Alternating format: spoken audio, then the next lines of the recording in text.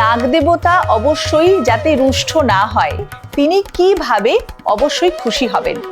খই, দুধ এবং কলা একটু জোগাড় করবেন। নমস্কার, আশা করি আপনারা সবাই খুব ভালো আছেন। আমার চ্যানেলে অ্যাস্ট্রোলজার সুপর্ণা পাল যাদব চ্যানেলে আপনাদের সবাইকে অনেক অনেক স্বাগত।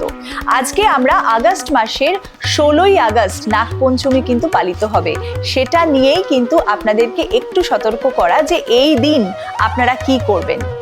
দেখুন, নাগ দেবতা অবশ্যই যাতে রুষ্ট না হয়, সে যেন তুষ্ট হয়, সেই জন্যেই কিন্তু এই তিথিটাকে পালন করা।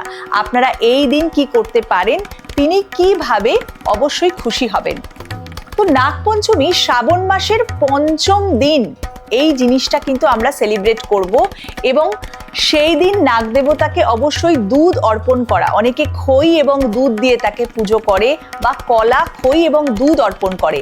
আপনাদের বাড়িতে যদি নাগ দেবতার পুজো হয়ে থাকে, রিচুয়ালস থাকে অনেকের বাড়িতে, সেটা তো অবশ্যই ঠাকুরমশাইকে দিয়ে আপনারা করাতেই পারেন। কিন্তু যাদের বাড়িতে বড় করে পুজো হয় না, সাধারণ মানুষ যারা রয়েছেন, সবার বাড়িতে পুজো নাও হতে পারে, তাহলে আপনি নিজ ক্ষেত্রে নিজভাবে পুজোটি কিন্তু করতে পারেন ঠাকুর ঘরে। কি করবেন? নাগ দেবতার জন্য আপনি অবশ্যই সেই দিন খই, দুধ এবং কলা একটু জোগাড় করবেন, এবং পাথর বাটিতে যদি আপনি এই জিনিসটা তাকে অর্পণ করেন, সে খুব খুশি হন। এবং এই তিথিটি কিন্তু তার জন্যেই, সেই জন্যে আমরা অবশ্যই শিব ঠাকুরেরও পুজো করব, নাগ দেবী দেবতারও পুজো করব।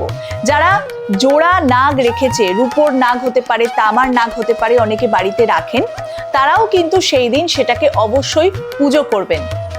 মনে রাখবেন যে যে কোনো তিথির একটা আলাদা বৈশিষ্ট্য রয়েছে, এবং সেখান থেকে আমরা চাইবো সেই তিথির এনার্জিটাকে অ্যাক্টিভ করে সেখান থেকে ম্যাক্সিমাম আমরা যাতে ইউনিভার্সে আমাদের পজিটিভ মেসেজটা কিন্তু দিতে পারি।